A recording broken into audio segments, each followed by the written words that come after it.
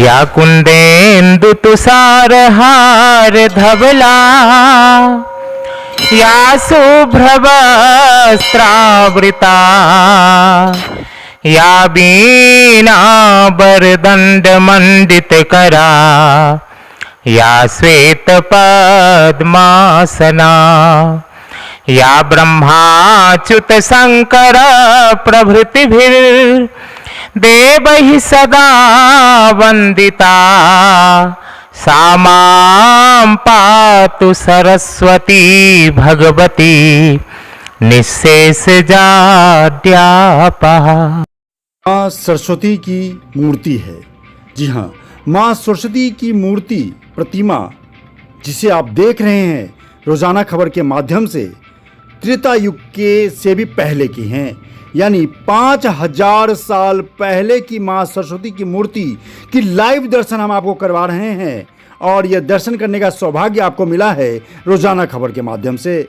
ये माँ सरस्वती की मूर्ति तो बाद में बनाई गई हैं, स्थापित की गई हैं, लेकिन जिस मूर्ति को मैं आप दिखा रहा हूँ वो त्रेता युग से भी अधिक समय के यानी 5000 साल पहले की मूर्ति खुदाई में निकली है और मेरठ में सूरजकुंड रोड पर स्थित हैं माँ सरस्वती के मंदिर में। उत्तर भारत का इकलौता माँ सरस्वती का मंदिर मेरठ के क्रांति भूमि की धरती पर सूरजकुंड रोड पर स्थित है। अगर आपने त्रेता युग से भी पहले की माँ सरस्वती की मूर्ति के दर्शन आपने अभी तक नहीं किए हैं, अगर 5000 साल पहले स्व अवतरित खुद निकली हुई मूर्ति का अगर आप दर्शन करना चाहते हैं तो सूरजकुंड रोड पर माँ सरस्वती के मंदिर खुद ब खुद चले आइए और माँ आपको आशीर्वाद देंगी। रोजाना खबर के माध्यम से हम आपको लगातार मेरठ के धार्मिक स्थलों से रूबरू करवाते हैं और आज वाकई मैं खुद को गौरवान्वित महसूस कर रहा हूँ कि उत्तर भारत का एकमात्र सरस्वती मंदिर सूरजकुंड रोड पर स्थित है, जिसे आप देख रहे हैं। त्रेता युग से भी पहले की यह मूर्ति है जिसे वहां स्थापित किया गया है और बाद में मां सरस्वती की बड़ी मूर्ति स्थापित की गई। तो आइए जानते हैं कि पुजारी जी का क्या कहना है। नमस्कार, रोजाना खबर में आप सभी का हार्दिक स्वागत है। रोजाना खबर लगातार आपको तरह तरह की खबरें दिखा रहा है, लेकिन धार्मिकता के साथ भी रोजाना खबर हमेशा जुड़ा रहता है। उसी को लेकर आज हम आपको दिखाने वाले हैं, उस मंदिर से रूबरू कराने वाले हैं जिसको लेकर जब एक छोटा बच्चा स्कूल जाता है तो स्कूल में जाकर उसको प्रार्थना सिखाई जाती है सरस्वती माँ की। जी हाँ, आज हम आपको रूबरू कराएंगे सरस्वती माँ से, जिसको लेकर छोटे बच्चे से लेकर आप जब तक पढ़ाई करते हैं या पढ़ाई करने के बाद भी, यूँ कहिए कि जब कोई पूजा पाठ होती है तब भी सरस्वती का नाम ज़रूर लिया जाता है, क्योंकि वो विद्या की देवी है और उसी के प्रणाम करके, सरस्वती माँ को ही प्रणाम करके हर पढ़ाई की, हर चीज़ की शुरुआत की जाती है। जिस तरह गणेश जी को पूजा जाता है, उसी तरह पढ़ाई को लेकर, विद्या को लेकर विद्या की देवी सरस्वती माँ को हमेशा याद किया जाता है। तो आज हम उत्तर भारत के जो सबसे प्रसिद्ध मंदिर है लेकिन लोग कम जानते हैं, जो कि मेरठ में बसा हुआ है, हम आपको दिखाएंगे और बताएंगे कि यहाँ पे किस तरह से सरस्वती माँ ने खुद जन्म लिया, उनकी मूर्ति यहाँ पे खुद स्थापित हुई, बल्कि ये कहिए कि खुद से निकली है ताकि वो यहाँ मेरठ के लोगों को भी उद्धार करे और हमारा जो ज्ञान है उसको बढ़ाए और उसे आशीर्वाद दे। तो हमारे साथ हैं यहाँ के पंडित जी। सबसे पहले मैं आपको प्रणाम करती हूँ जी। सबसे पहले मैं आपसे जानना चाहूँगी कि ये जो मंदिर है सरस्वती माँ का मंदिर, जो कि सिर्फ एक लौता मंदिर है और लोगों को इसके बारे में ज़्यादा जानकारी भी नहीं है, तो ये मंदिर ऐसे कब बना? सबसे पहले मैं सरस्वती माँ को प्रणाम करूं।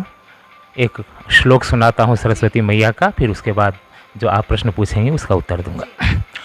या कुंदेन्दु तुषारहार धवला, या शुभ्रवस्त्रावृता, या वीणावरदण्डमण्डितकरा, या श्वेतपद्मासना, या ब्रह्माच्युत शंकर प्रभृतिभिर्देवैः सदा वन्दिता, सा मां पातु सरस्वती भगवती निःशेषजाड्यापहा। जैसे इस श्लोक का भावार्थ है कि ब्रह्मा शिव सनकादि देवता भगवान शिव भगवान विष्णु भी सरस्वती के चरणों में नतमस्तक होते हैं।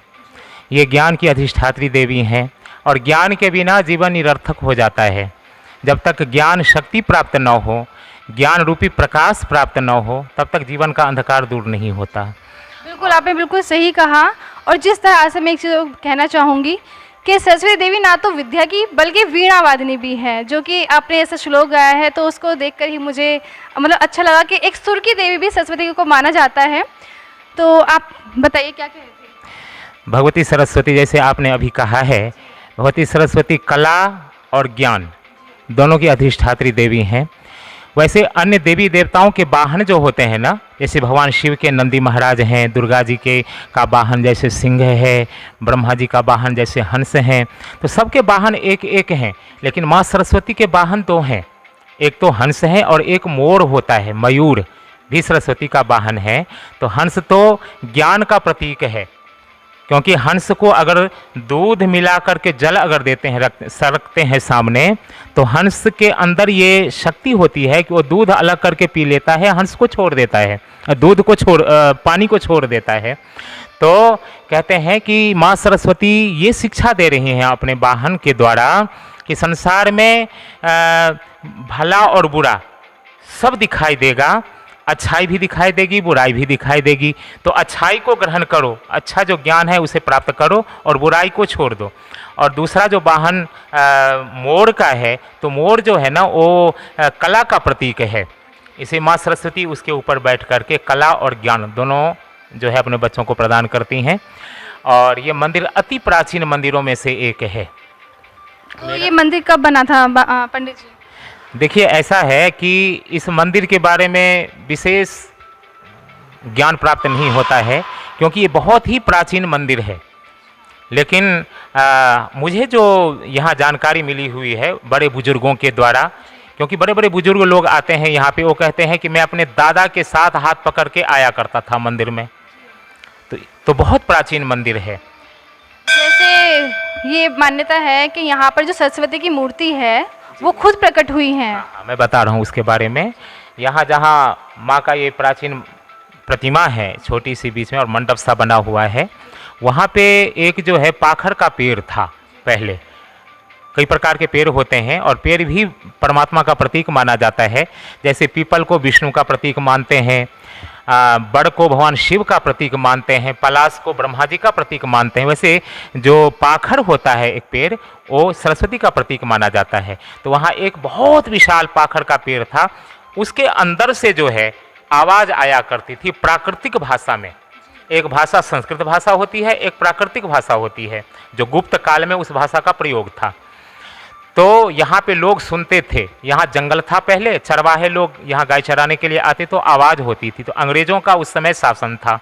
तो मुझे अंग्रेज़ कौन था, वो कोई ऑफिसर कैंट में, उसका नाम मुझे मालूम नहीं है, लेकिन उसकी पत्नी जो थी वो हिंदू धर्म में विश्वास रखती थी, अपने सनातन धर्म में।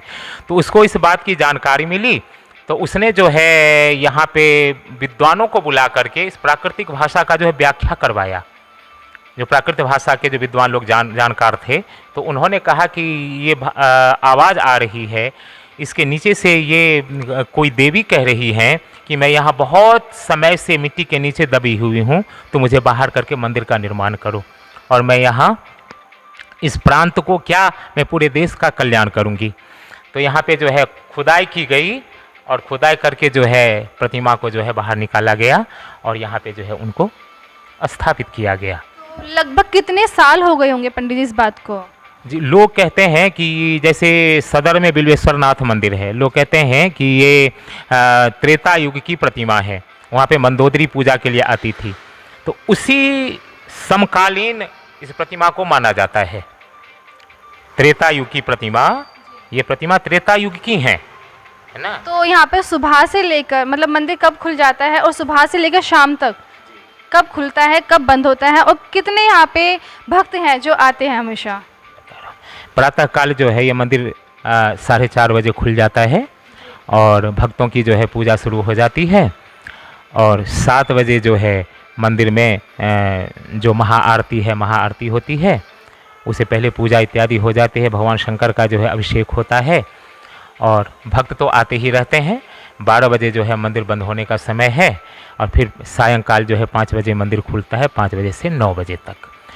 रविवार के दिन जो है माँ की विशेष पूजा होती है, और जो शिक्षा प्राप्त जो बच्चे हैं, जो शिक्षार्थी हैं, वो बच्चे बहुत दूर दूर से आते हैं यहाँ पे पूजा करने के लिए, दीपक जलाते हैं। और मान्यता ऐसा है कि 40 दिन तक जो दीपक जलाता है निर्विघ्न 40 दिन तक दीपक जलाता है, माँ को प्रसाद चढ़ाता है, वो उसकी जो है मनोकामना यहाँ पे पूर्ण होती है। तो मात्र केवल शिक्षा क्षेत्र में ही नहीं, अन्य मनोकामनाओं को प्राप्त करने के लिए भी यहाँ पे बहुत दूर दूर से लोग आते हैं। कहाँ राजस्थान से, कहाँ इधर जो है हरिद्वार प्रांत से, पूरब से भी आते हैं, क्योंकि ये सिद्धपीठ मंदिर है।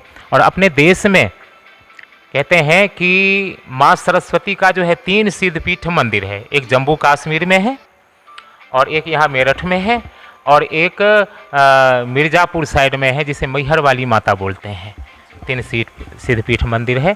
और यहाँ पे बहुत समय पहले से जो है, चूँकि यहाँ पे पहले जो मंदिर था, वो मंदिर जब इसको जो है हटा करके ये मंदिर का जीर्णोद्धार हुआ है, तो उस मंदिर में लिखा हुआ था कि ये मंदिर जब गणना की गई तो 250 साल पहले मंदिर का बना हुआ था वो प्राचीन मंदिर।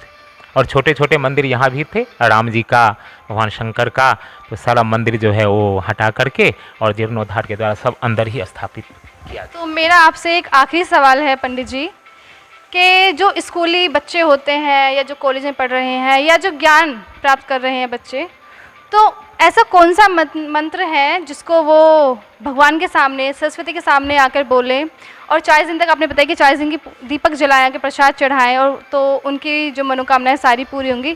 तो ऐसा हमारे भक्तों को और हमारे बच्चों को मंत्र बताइए कि वो सरस्वती माँ को प्रसन्न कर सकें।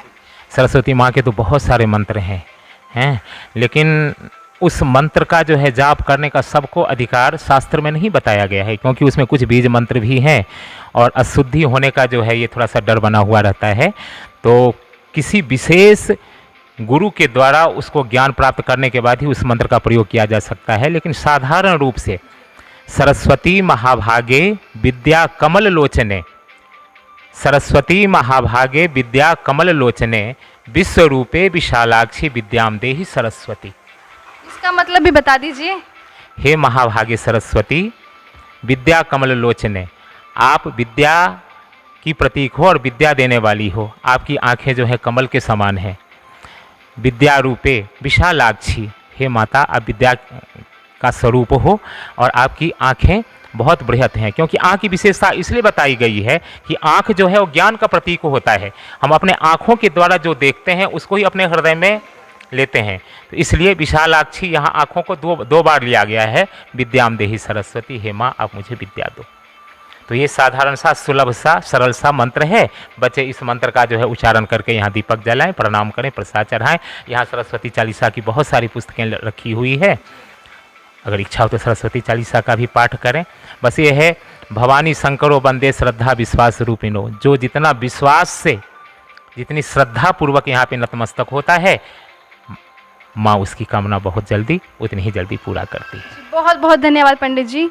जैसे कि आप सबने देखा, पंडित जी ने बताया, मेरठ में जो कि गांधी आश्रम के पास में मंदिर है, सरस्वती माँ का मंदिर है, जो कि बहुत बड़ा मंदिर है और प्राचीन कालीन मंदिर है। सभी लोगों को इसके बारे में जाके मंदिर को ढूंढ निकाला है कि वो कहाँ पर है, ताकि आप लोग भी उनके चरणों में आए, उनका आशीर्वाद लें और अपने ज्ञान को बढ़ाएं। क्योंकि सरस्वती देवी ना केवल विद्या की देवी है, बल्कि जो लोग कला में है, जो बच्चे कला में हैं, वो भी आगे बढ़ चढ़ के भाग लें और सरस्वती माँ उनको अपना आशीर्वाद दें, ताकि वो विजय हासिल कर सकें। इसी के साथ रोज़ाना खबर आपसे विदा लेता है। आरती सिंह, रोज़ाना खबर मेरठ। और अगर अभी तक आपने हमारा चैनल सब्सक्राइब नहीं किया है तो चैनल को सब्सक्राइब करें और बेल आइकन का बटन दबाना ना भूलें।